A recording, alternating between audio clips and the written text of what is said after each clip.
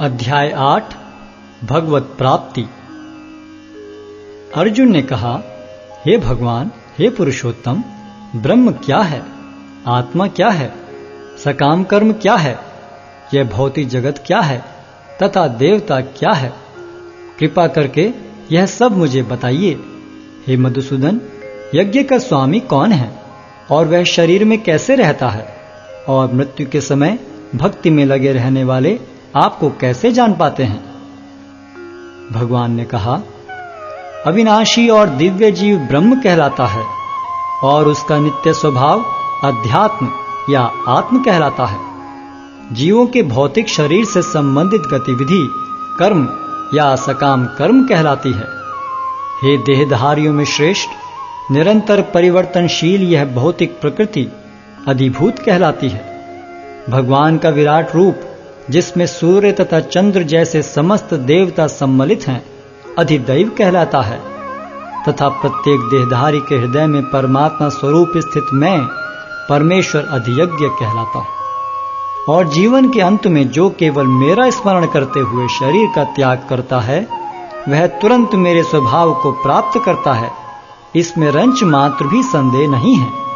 हे कुंती पुत्र, शरीर त्यागते समय मनुष्य जिस जिस भाव का स्मरण करता है, वह उस भाव को निश्चित रूप से प्राप्त होता है।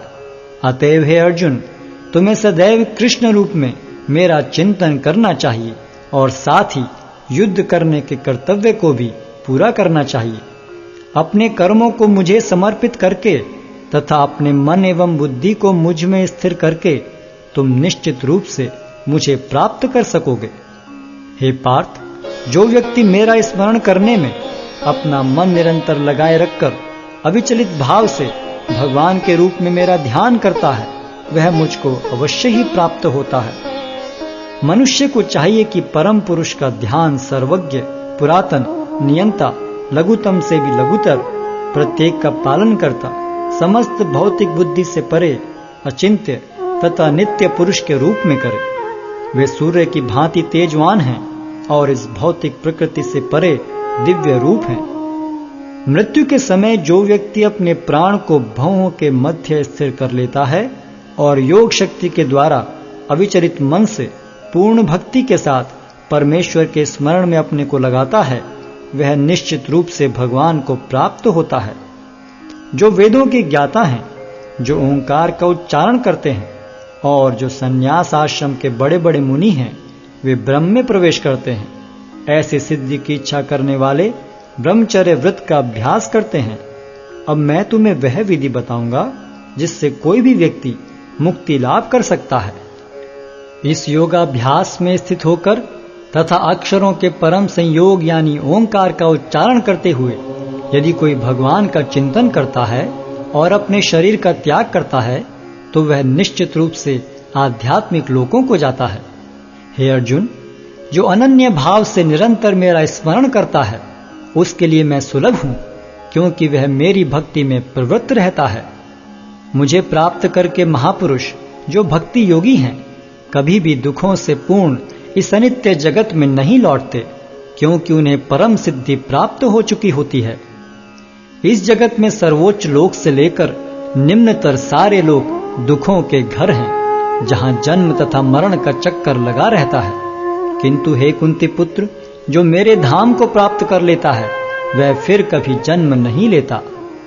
मानवीय गणना के अनुसार 1000 युग मिलकर ब्रह्मा का एक दिन बनता है और इतनी ही बड़ी ब्रह्मा की रात्रि भी होती है। ब्रह्मा के दिन के शुभारंभ में सारे जीव अव्यक्त अवस्था से व्यक्त होते हैं और फिर जब रात्रि आती है तो वे पुनः अव्यक्त में विलीन हो जाते हैं। जब जब ब्रह्मा का दिन आता है तो सारे जीव प्रकट होते हैं और ब्रह्मा की रात्रि होते ही असहायवत विलीन हो जाते हैं। इसके अतिरिक्त एक अन्य अव्यक्त प्रकृति है जो शाश्वत है और इस व्यक्त तथा अव्यक्त पदार्थ से परे है। यह परा और कभी नाश न होने वाली है। जब इस संसार का सब कुछ लय हो जाता है, तब भी उसका नाश नहीं होता। जिसे वेदांती अप्रकट तथा अविनाशी बताते हैं, जो परम गंतव्य है, जिसे प्राप्त कर लेने पर कोई वापस नहीं आता, वही मेरा परम धाम है। भगवान जो सबसे महान है, अनन्य भक्ति द्वारा ही प्राप्त किए जा सकते हैं। यद्यपि वे अपने धाम में विराजमान रहते हैं, तो भी वे सर्वव्यापी हैं और उनमें सब कुछ स्थित है। हे भरत श्रेष्ठ, अब मैं तुम्हें उन विभिन्न कालों को बताऊंगा जिनमें इस संसार से प्रयाण करने के बाद योगी पुनः आता है अथवा नहीं आता। जो पर ब्रह्म के ज्ञाता हैं, वे अग्निदेव के प्रभाव में, प्रकाश में, दिन के शुभ क्षण में, शुक्ल पक्ष में या जब सूर्य उत्तरायण में रहता है, उन 6 मासों में इस संसार से शरीर त्याग करने पर उस पर ब्रह्म को प्राप्त करते हैं। जो योगी धुएं, रात्रि, कृष्ण पक्ष में या सूर्य के दक्षिणायन रहने के 6 महीनों में दिवंगत होता है, वह चंद्रलोक को जाता है, किंतु वहां से पुनः चला आता है। वैदिक मतानुसार इस संसार से प्रयाण करने के 2 मार्ग हैं, एक प्रकाश का तथा दूसरा अंधकार का। जब मनुष्य प्रकाश के मार्ग से जाता है तो वह वापस नहीं आता, किंतु अंधकार के मार्ग से जाने वाला पुनः लौट कर आता है।